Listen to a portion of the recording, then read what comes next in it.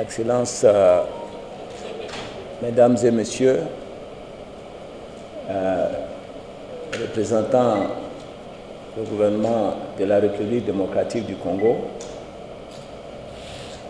Excellences, Monsieur le Secrétaire général, représentant le ministre du Commerce extérieur de la République démocratique du Congo, Messieurs les directeurs généraux et centraux des administrations, Messieurs les représentants du secteur privé, tout protocole observé, permettez-moi ici, au nom du secrétaire exécutif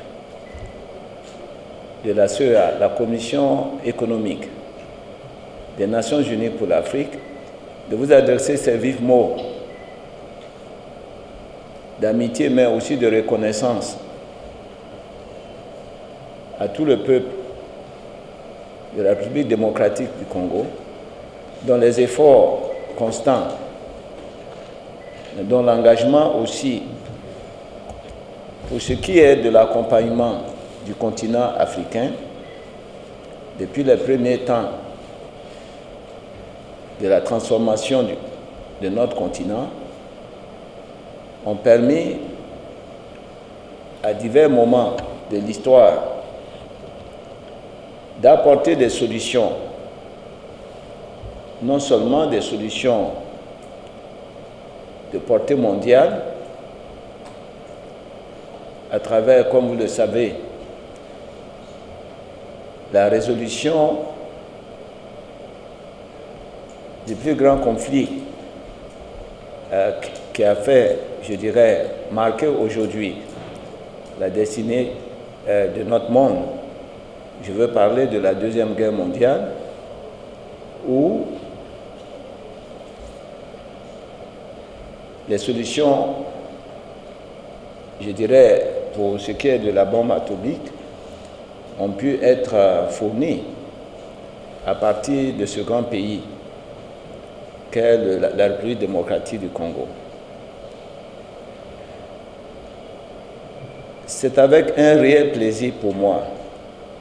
en tant que représentant ici de la Commission économique des Nations unies, mais aussi venant ici et parler aussi au nom du directeur pour le bureau sous-régional de la CEA basé à Yaoundé. Il me plaît sincèrement de venir superviser les travaux qui vont aboutir à la validation du volet vert, le supplément vert de la stratégie ZLECAf, la stratégie de mise en place de la zone de libre-échange continentale. Je voudrais aussi exprimer toute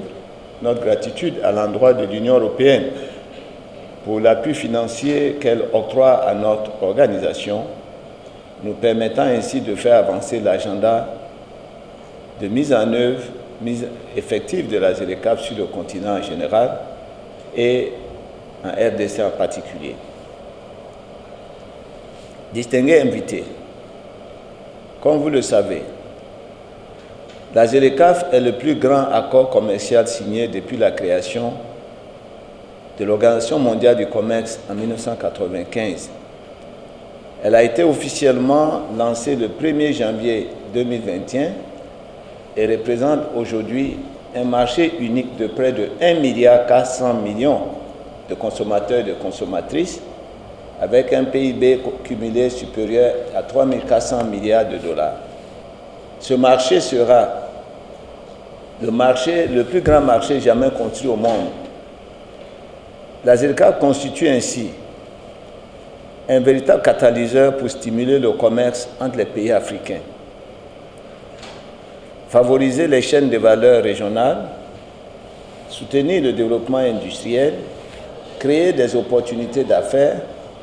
créer des emplois pour les femmes et les jeunes, ainsi que dynamiser la compétitivité et l'innovation, contribuant ainsi à la réalisation du programme 2063 des Nations Unies et de l'agenda 2063 de l'unité de l'Union africaine. Nous pouvons nous réjouir que pour ce qui est du statut